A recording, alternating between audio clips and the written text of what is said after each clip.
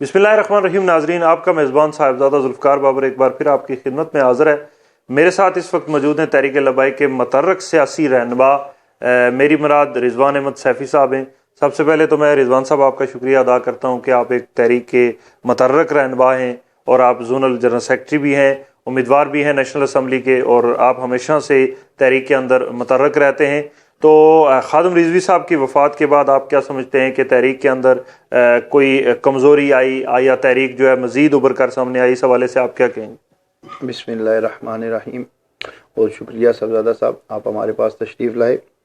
गुजारिश ये है कि कायद मिल्लत इस्लामिया और मेरे कायद जनाब शेखुल हदीस हज़रत खादिम हुसैन रिजवी साहब रहमतुल्लाह अलैह, अल्लाह पाक ने उस बंदे को वो मकाम दिया है कि दुनिया से वो इस शान से गए हैं कि तहरीक को उनके जाने से भी एक नई ज़िंदगी मिली है।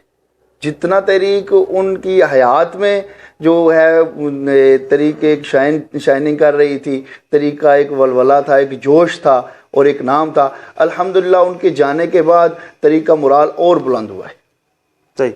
अच्छा, ये बताएं कि सियासत और दीन दो अलग अलग चीज़ें इससे पहले थी, लेकिन हज़रत मौलाना खादिम रिजवी साहब के सियासत और ये तर्ज़ अमल और तर्ज़ ज़िंदगी के अंदर उन्होंने एक तहरीक का आगाज़ किया जो पूरे पाकिस्तान में नुमायाँ रही और उनका किरदार भी जो है वो अवाम के सामने रहा। तो ऐसे में आप क्या समझते हैं कि दीन और सियासत का आपस में क्या ताल्लुक़ है? साहबजादा साहब, गुजारिश ये है कि दीन और सियासत को जो अलग किया है, वो जो ये हमारे सियासी बैठे हुए हैं 70 सालों ने इन्होंने किया है। बेसिकली दीन सियासत से अलग नहीं है। दीन एक मुकम्मल ज़ाब्ता हयात है और सियासत ज़ाब्ता हयात का एक शोबा है। बकौल इकबाल कि जुदा हो दीन सियासत से तो रह जाती है चंगेज़ी। मेरे कायद ने उस दीन की तर्जुमानी की है जो एक मुकम्मल ज़ाब्ता हयात है और मुसव्वरे पाकिस्तान के उस विजन को सामने लाए हैं कि दीन और सियासत जुदा जुदा नहीं है। जब भी दीन को सियासत से जुदा करोगे, ना दीन के रहोगे ना सियासत के रहोगे। अगर दुनिया में और आखिरत में कामयाबी चाहते हो, अगर चाहते हो कि दुनिया में आपका अलम बुलंद हो, दुनिया पे आप हुकूमत करें, तो वो सिर्फ सियासत से नहीं, दीन और सियासत को साथ रख के ही कर सकते हैं। जब हमने दीन को सियासत से जुदा किया, आज देख लें कि हम गुलाम दर गुलाम जा रहे हैं। सही। मौलाना साहब, ये बताएं कि तहरीक-ए-लाबेक पाकिस्तान पे बेशुमार मुकदमात कायम किए गए, बेशुमार पाकिस्तान के उनके सियासी शोबे के जो लोग हैं, जो उलमा कराम हैं, वो गिरफ़्तार अभी भी हैं और उन पे बेशुमार मुकदमात हैं। तो ऐसे में आप क्या समझते हैं कि इससे तहरीक कमज़ोर हुई या मज़ीद मजबूत हुई? साहबजादा साहब, तहरीकें कभी भी जो है ना वो मुकदमात से, जेलों से, असीरियों से कमज़ोर नहीं होती हैं। हमेशा जब किसी चीज़ का रास्ता रोका जाता है तो वो मज़ीद उभर के सामने आती है और दीन की तारीख़ ही यही है। आप दीन की तारीख़ उठा के देख लें कि जब भी दीन के लिए किसी ने कुर्बानी दी है तो दीन सरबुलंद हुआ है। दीन तदरीस, तबलीग, स्पीच के ज़रिए दीन की तबलीग हो सकती है, लेकिन दीन को जब भी सर बुलंद करना होगा, दीन को जब भी नाफिज करना होगा, दीन का आलम जब भी पूरी दुनिया में आपने बुलंद करना होगा, तो आपको इस अजीमत के रास्ते पे, कुर्बानी के रास्ते पे चलना होगा। मौलाना साहब, ये बताएं कि मौजूदा हुकूमत जो पाकिस्तान तहरीक इंसाफ की हुकूमत है और इमरान खान साहब ने तब्दीली के नाम पे लोगों के पास गए और लोगों को एक सोच दी कि हमें एक नया नज़रिया, एक नई सोच लेकर आवाम में आए हैं और हम तब्दीली चाहते हैं। आप क्या समझते हैं, वाकई वो नारे तक महदूद रहे या वाकई तब्दीली लाने में किसी हद तक कामयाब हुए? अफसोस और सद अफसोस हमारी कौम पे कि इमरान खान साहब ने जिस तब्दीली का नारा लगाया था, जो कोई अपना टूटा फूटा विजन वो पहले पेश करते थे, अब अमली तौर पर जब उनको मौका मिला तो वो विजन ये है कि जो है ना बच्चों की तरह सारी कौम को बच्चों की तरह लंच बॉक्स और डिनर बॉक्स दिए जा रहे हैं। यार ये तब्दीली है? ये आपका विजन है? ये आपने रियासत मदीना का नारा लगाया है? इमरान खान साहब टोटल नाकाम हो गए हैं, मुकम्मल तौर पर ये बंदा जो है ना वो फेल हो गया है और इसकी पार्टी भी वो एक मुख्तलिफ जो भगोड़े हैं उनका एक मिक्सचर है। ये इक़्तिदार की हद तक इसके साथ हैं। जो इमरान खान ने तब्दीली लाई है, کچھ تو ابھی عوام نے دیکھ لیا ہے، اور کچھ عمران خان جب حکومت اس کی ختم ہوگی تو اس کو پتہ چلے گا کہ اس نے کیا تبدیلی لائی ہے۔ مولانا صاحب، جس طرح اسلام کی بات کریں یا سیاست کی بات کریں، آپ نے کہا دونوں الگ نہیں ہیں، تو جماعت اسلامی پاکستان بننے کے ساتھ ہی اس کا ایک سیٹ اپ شروع ہوا، آج تک وہ اقتدار کی طرف نہیں جا سکتے، تو آپ کیا سمجھتے ہیں کہ جو تحریک کا سفر جاری و ساری ہے، کیا آپ حکومت بنا پائیں گے کبھی؟ سر، جو جماعت اسلامی کی بات ہے، دیکھیں جماعت اسلامی نے دین کے ساتھ سیاسی لوگوں سے کمپرومائز کیا ہے۔ دین جہاں تک دین اجازت دیتا ہے وہاں تک تو کمپرومائز ہو سکتا ہے، لیکن جہاں دین اجازت نہ دیتا ہو وہاں اگر کمپرومائز کیا جائے تو جماعت اسلامی کی پوزیشن آپ کے سامنے ہے کہ کبھی ایک کے اتحادی بن گئے، کبھی دوسرے کے اتحادی بن گئے، کبھی تیسرے کے اتحادی بن سے گئے۔ اس طرح تو دین نہیں آ سکتا ہے نا، دین کے لیے اسٹرگل کرنی پڑتی ہے، اور یہ ایک لانگ رن ہے، یہ ایک لمبی دوڑ ہے آپ کی، اس کے لیے آپ کو کچھ ٹائم سٹرگل کرنی پڑے گی۔ آپ دیکھیں، اگر آپ کو موقع مل گیا کہ ٹھیک ہے جی آپ کو 2-4 سینیٹر دے دیتے ہیں، آپ کو 2-3 قومی اسمبلی کی سیٹس اور 2-4 صوبائی کی دے دیتے ہیں، آپ آ جائیں، پھر دین مقصود تو نہ ہوا نا، پھر تو اقتدار اور سیٹس مقصود ہوئیں کہ ہمیں وہ مل رہی ہیں، جی ٹھیک ہے ہم ان کے ساتھ بیٹھ جاتے ہیں۔ صحیح۔ جب اچھا مولانا صاحب، یہ بتائیں کہ پاکستان میں بے شمار مسائل ہیں، اگر جتنے پروگرام کیے جائیں، جتنی ٹاک شو ہوں کم ہیں، بے شمار مسائل پہ آپ اپنے حلقے کے جو مسائل ہیں، جو آپ کی عوام کے مسائل ہیں جن کے ساتھ آپ ہر وقت جڑے رہتے ہیں، ان کے حوالے سے آپ کیا کہتے ہیں کہ اس حلقے کے اندر کیا مسائل ہیں زیادہ؟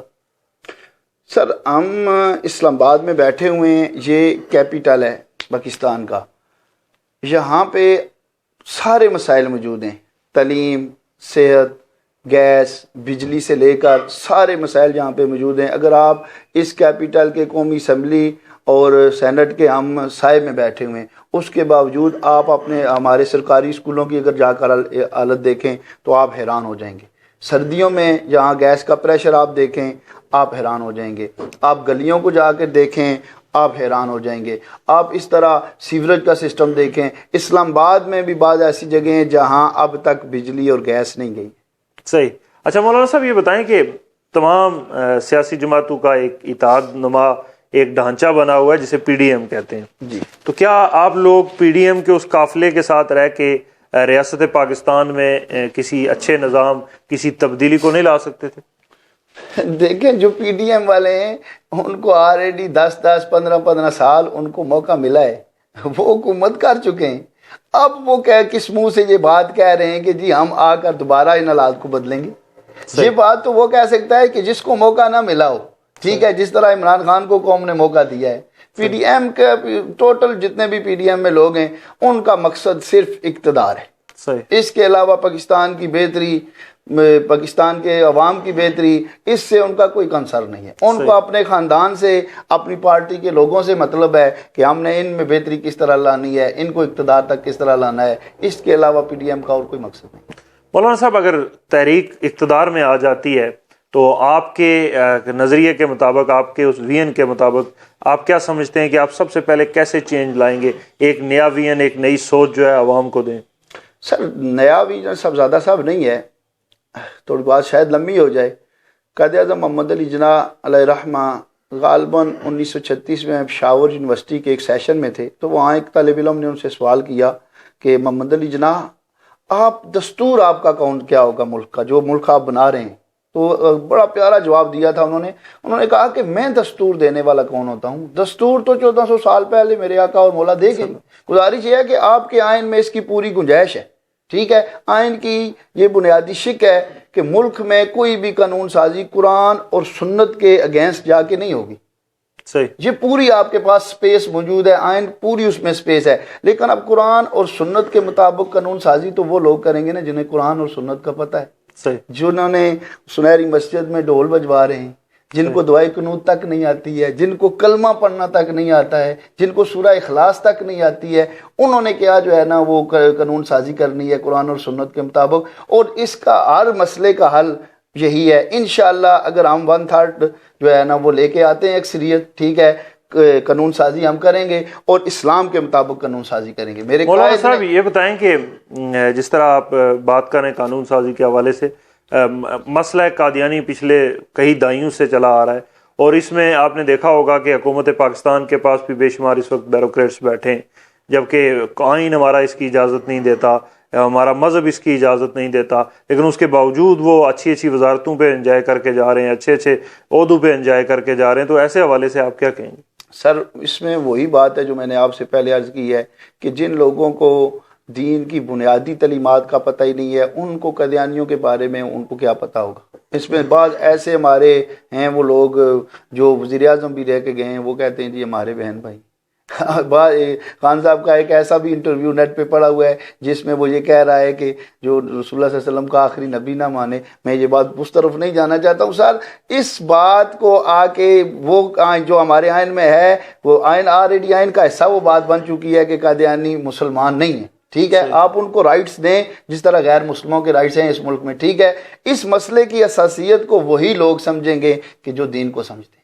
اس کے علاوہ اس کا کوئی حل نہیں ہے. جس نے بھی آنا ہے، بعض لوگوں کو وہ فنڈنگ کر دیتے ہیں، وہ ان کو جو ہے نا آگے لے آتے ہیں، بعض لوگوں کو ووٹ دے دیتے ہیں، بعض لوگوں کو اور طرح کے مفاد دے کے تو وہ خود آگے آ جاتے ہیں. ان کے لیے راہ ہموار ہو جاتی ہے. اسمبلی میں بھی راہ ہموار ہوئی، باقی بھی وہ مزے لے رہے ہیں اقتدار. مولانا صاحب یہ بتائیں کہ آپ 17 تاریخ کو ایک پروگرام کرنے جا رہے ہیں، اس کے حوالے سے بھی ذرا تفصیل دیں. وہ کیا پروگرام ہے؟ 17 تاریخ کو ہمارا ایک ورکر کنونشن ہو رہا ہے برکو انایا شادی حال میں. ٹھیک ہے، اس میں ہمارے جو مرکزی سینئر نائب امیر سید ظہیر الحسن شاہ صاحب ہیں وہ آ رہے ہیں، اور انشاءاللہ ورکر کنونشن وہ ہوگا اسلام آباد کے حوالے سے. اچھا، ایک بڑا عالمی مسئلہ ہے جو پچھلے 70 دہائیوں سے چلا آ رہا ہے، اور وہاں پہ انسانی جانوں کا مسئلہ ہے، نہ کہ تنازع کوئی زمین کا جھگڑا ہے. تو اس میں ریاست جموں کشمیر کے مسئلے کے حوالے سے آپ کیا کہیں گے؟ سر اس میں میرا وہی جو ہے نا نظریہ ہے، وہی بیانیہ ہے جو میرے قائد کا تھا کہ مسئلہ کشمیر کا صرف ایک حل ہے، اور وہ ہے جہاد. جہاد کے علاوہ مسئلہ کشمیر کا کوئی حل نہیں ہے. مجھے آج تک مسئلہ کشمیر کو ایک سائڈ پہ رکھ دیں، آج تک کوئی ایک ایسی سٹیٹ، کوئی ایک ایسا زمین کا خطہ بتا دیں مسلمانوں کا جس کو اقوام متحدہ نے غیر مسلموں سے آزاد کرایا. کیوں ہم ان سے امیدیں لگا کے بیٹھے ہوئے؟ کبھی بھی انہوں نے آپ کا ساتھ نہیں دینا ہے. مسلمانوں نے جب بھی کشمیر کی آزادی ہوگی، فلسطین کی آزادی ہوگی، وہ صرف جہاد سے ہوگی. اس کے علاوہ کوئی رستہ نہیں ہے. اور افسوس اسلامی جمہوریہ پاکستان کا جو پرائم منسٹر ہے وہ یہ بات کہتا ہے کہ جو وہاں جہاد کا اعلان کرے گا وہ کشمیریوں کا اور پاکستانیوں کا دشمن ہوگا. تو اس طرح تو کشمیر آزاد نہیں ہوگا. جی بے شک. اچھا مولانا صاحب، ایک آخری پیغام، کیونکہ انٹرنیشنل دنیا پہ آپ کو ایک ہمارے فورم ایک میسج کے جو ہے وہ آپ پیش کریں گے.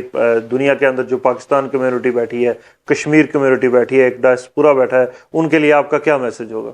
سر میرا پوری امت مسلمہ کے لیے یہی میسج ہے، کیونکہ میرے قائد نے جس نظریے کی ترجمانی کی ہے، جو اسلام کی ترجمانی کی ہے، وہ صرف پاکستان کے لیے نہیں، پوری امت مسلمہ کے لیے کی ہے کہ مسلمانوں دین کے ساتھ کھڑے ہو جاؤ، کسی بندے کے ذاتی ویژن کے ساتھ نہیں. ہم نے کسی کھلاڑی کے ویژن کے ساتھ کھڑے ہو کے دیکھ لیا ہے. نواز شریف ایک صنعتکار تھا، ہم نے اس کے ویژن کے ساتھ کھڑے ہو کے دیکھ لیا ہے. زرداری ایک جاگیردار ہے، ہم نے اس کے ویژن کے ساتھ کھڑے ہو کے دیکھ لیا ہے. جس جگہ آج ہم کھڑے ہیں وہ آپ کے سامنے. اسلام کے ساتھ کھڑے ہو جاؤ، واحد دنیا میں اور آخرت میں کامیابی کا یہی ذریعہ ہے. اس کے علاوہ کامیابی کا کوئی تصور نہیں ہے. جو بندہ بھی آپ کو، وہ حدیث مبارک ہے کہ اگر ایک ناک کٹا حبشی بھی تم کو دین کے رستے پہ لے کے چلے تو اس کے پیچھے چلو. بس دیکھ لیں کہ جو بندہ بھی آپ کو دین کی طرف بلا رہا ہے، جس بندے کا بھی یہ مقصد ہے کہ دین نافذ ہونا چاہیے، میرا ذاتی ویژن نہیں، اس بندے کے ساتھ کھڑے ہو جائیں. انشاءاللہ امت مسلمہ پوری دنیا میں سر بلند ہوگی اور دین کا جھنڈا پوری دنیا میں لہرائے گا. بہت شکریہ مولانا صاحب، آپ نے اپنا قیمتی وقت دیا. ناظرین، اپنے میزبان صاحبزادہ ذوالفقار کو اجازت دیجیے. خدا حافظ.